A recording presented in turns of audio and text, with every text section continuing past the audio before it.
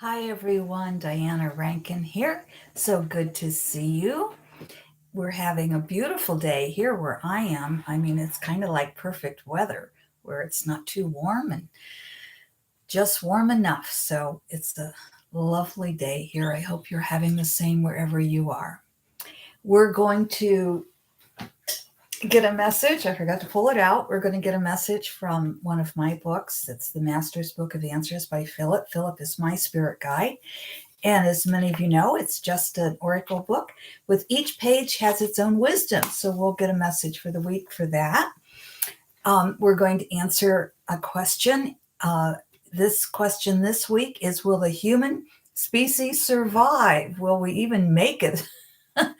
With, all that's going on, it's kind of a wonder. And Philip's going to answer that for us. Philip, again, is my spirit guide. And I thank those of you. Hello, my beautiful friend with the flowers and the hugs and the kisses. Thank you, Anna Khalil. I never say that right. I think I have it and then I say it wrong, so forgive me. But so good to see you. I didn't see you come up there. That was quick. Glad you're with us today. And those of you who are unable to make it live, thank you for your comments. I've been doing too much outdoor work, and I put a heating pad on my back and it just fell down there. Let me get it out of the way and get it on my back because my back's getting a little sore today, and that heating pad helps. Anyway, thank you. For those of you who have questions, if they're personal questions, I ask you to contact me. The number's below. Or you can get it through my website. I don't know that the phone number is below, but it's on my website, and you can just call me and we'll set up a private session for you. If your questions are of a general nature that would be of interest to our whole audience, then just please email them to me or put them in the comments below, and we will answer them the way we're going to answer this one right now. Okay, here we go. Will the human species survive? Philip says. As we look at the human race over eons of time. Wendy just made it. She says, I made it for the live. Woo, woo, woot, woot. Well, Wendy, we're glad you made it. We're just really getting started with the question here. So here we go. Will the human species survive? As we look at the human race over eons of time, has it always been the human species as you think of it today? Of course not. So then, does it not reason that as you know the human species today, it will evolve and change? This begs the question, what is a human? Good question. Okay. The answer to this is varied and leaves questions. To simplify, we will say a few characteristics that make humans being human. This is not to say humans are better than other species or not as good as other species. It is to say humans is the specific species of which we speak today. Human characteristics unique to this species include genetics, cognitive abilities, and physical features. These characteristics allow the human to have speech unique to the species and an ability for abstract thinking. Every species has its own set of unique characteristics. These are the characteristics of the species in reference, humans. The question being, will this species survive? Will this species survive?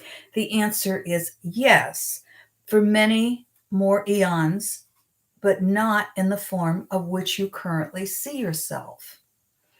If you look around, you're able to see evolution in progress. Evolution does not stop. It only seems to because it takes place over long time spans. What is changing within the species at this time? Think simply about the color of one's skin, for example. Is there not more meddling of skin colors that was not common a few hundred years ago? I want to say, even in my lifetime, I've seen that wonderful evolution right there. And then Philip goes on to say, look at the height of the human body. Is it not growing taller? Well, I think I'm 6 foot, but I'm really only 5'2", so I'm not sure about that. But you know, I love historic homes, and when I have visited historic homes, and you look at the beds from 100 years ago, they're much shorter because the people were shorter. Tall. Now we have 7 foot. It's still a little uncommon, but more and more growing taller. So yeah, thank you, Philip. Philip goes on to say, humans are adapting to technology and its energetic effects that even a few years ago would have destroyed the human body. That's interesting. Human immune systems are also adapting to diseases. This is not to say all humans are adapting and evolving, which is made clear by the radical opposition to change. Yeah, we've that old saying, the pendulum swings really one way and then the other before it settles in the middle. The planet, too, is evolving and changing, and all species must adapt or become extinct. Within each species, there are those who choose to return to spirit and those who choose to evolve. There is no right or wrong. There is only choice. I like that. There's no right or wrong. There's only choice. You can choose to adapt and evolve, or you can choose to become extinct and return, let that species become extinct, or personally just return to spirit. The humans 100 years into the future will still be recognized by today's humans. Add a zero or two, and the recognition wanes. Human evolution is at a tipping point as we speak. I'm going to reread that sentence. Human evolution is at a tipping point as we speak. Both the planet and humans are evolving rapidly. To what they are evolving to depends on the energy the humans form. To what we're evolving to depends upon the energy the humans form. By this we mean, what thought forms are you creating with your cognitive power allotted to you as part of the human species? What thought forms are we creating with that cognitive power allowed to us as part of the human species? As a human, you have a unique creative power. Are you being destructive or are you being constructive? Are you helping to evolve the human species to a higher order of evolution, or are you working toward its extinction with fear? If the latter being fear, the species will evolve without you. If the former, being working toward construction or being constructive in your thought forms, if the former, your reward is simply to know you helped further human evolution, which means you have love in your heart. So, Philip is reminding us, if we have love in our hearts, we're helping to evolve things to a higher level. If we have fear in our hearts, we're being destructive, and that could destroy us. But I think Philip has already told us we're going to evolve. We are evolving. And, I'm 76. You've heard me say that before. And in my lifetime, I can look back and I can see what Philip's talking about. I can see major changes in humans. That doesn't mean, of course, the pendulum isn't going to swing this way or this way before it settles in the middle. But, when I was a girl, in some areas of the country, it was illegal to marry somebody of a different skin color. Illegal. You could be arrested for it. In my lifetime, I have seen, I know we're still fighting for women's rights, but I have seen in my age group, women were taught to be not attorneys, women were taught to be teachers, housewives, secretaries, nurses. There were those certainly like Barbara Walters who broke out and became a TV journalist. When I was a young girl, there were no TVs. I was already in school before the first TV came along, I think, or before I saw the first TV. So I am seeing change. And it's interesting. Just think about what's happened in your life with technology. That's huge.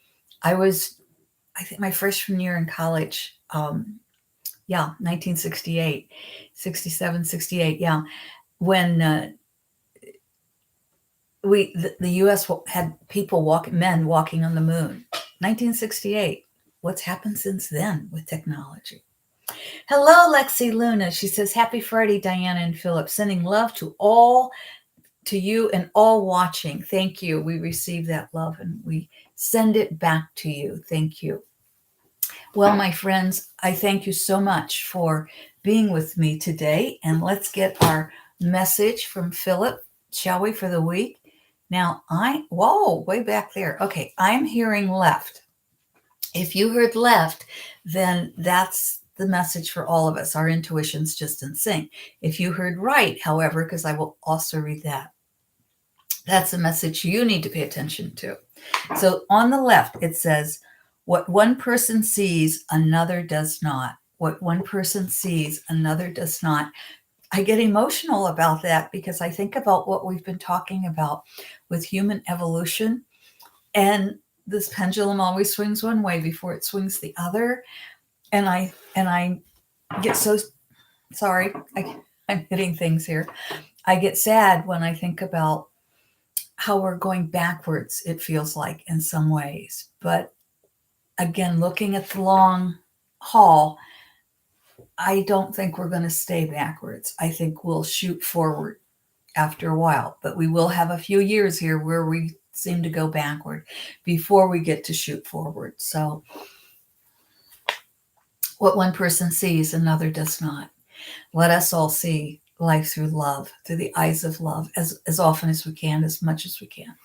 If you heard right, if there is no enemy, would you not create one? If there is no enemy, would you not create one? When I hear that, I think of politics. You know, I had an interesting conversation a couple of days ago with a friend, long-term friend, someone I've known forever. And we politically are both moderate, but we're on opposite sides. So we agree on many things. We agree on women's rights, for example. However, we disagree on who should be president. And this particular person happens to like the former president. I happen to prefer Joe Biden. She happens to be Republican. I happen to be Democrat. But we're able to sit down and talk, and we're able to look at those areas where we disagree. And we're both rather astounded. How could you think that? But we don't say it out loud unless we're being friendly and even laughing about it. Like, how in the world could you even think that? And then we'll laugh, but we're able to hear the other person. And I think that's so important because I think in the world today, in the US especially, we're creating enemies instead of hearing each other and trying to work through a middle ground. So if you heard right, if there is an enemy, would you not create one? Don't create an enemy, create a friend. And for all of us, the message is what one person sees, another does not. So, like with my conversation with the friend, I don't believe what she believes. She doesn't believe what I believe. We don't see each other's viewpoint as our own, but we understand the other one has a different viewpoint. We love each other anyway. So, my friends, that's really what it's all about, loving one another.